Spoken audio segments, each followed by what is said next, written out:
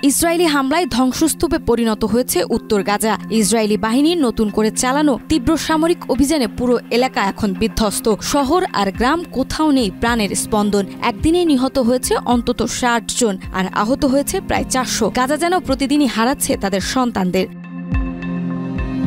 Drone ও যুদ্ধবিমান দিয়ে চালানো এই হামলায় পুরো উত্তর গাজায় যেন ঘর বলে আর কিছু নেই। যেটুকু ছিল সেটুকু মাটির সাথে মিশিয়ে দিয়েছে ট্যাঙ্ক ও গোলাবর্ষণ। গাজা সিটির পাশে ইউরোপিয়ান হাসপাতাল ও তার আশপাশ আরও নিরাপদ নাই, সেখানেও চলছে স্থল হামলা। সবচেয়ে হৃদয় বিদারক চিত্র দেখা গেছে রাফাতে যুক্তরাষ্ট্র সমর্থিত ত্রাণ কেন্দ্রের কাছে। ৯ জুন সেখানে নিহত হয়েছে প্রায় ১৪ জন। শুধু ত্রাণ নিতে এসেছিল যারা, তাদের উপরে চলেছে গুলিবর্ষণ। আহত হয়েছে আরও ৯২ জন। একই দিনে গাজার মধ্যাঞ্চলেও হয়েছে এমন হামলা।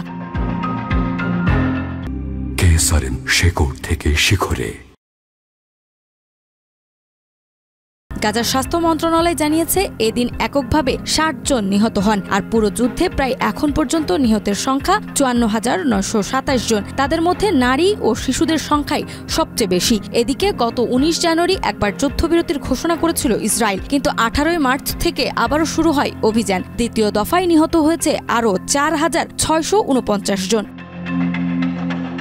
এই রক্তপাত থামাতে আন্তর্জাতিক মহল একাধিকবার আহ্বান জানিয়েছেন। জাতিসংঘের আন্তর্জাতিক আদালতেও গণহত্যার অভিযোগ উঠেছে ইসরায়েলের বিরুদ্ধে। কিন্তু ইসরায়েলের প্রধানমন্ত্রী বেনিয়ামিন নেতানিয়াহু সাফ কথা, ফিলিস্তিনি স্বাধীনতাকামী সংগঠন ধ্বংস না হওয়া পর্যন্ত চলবে তাদের অভিযান।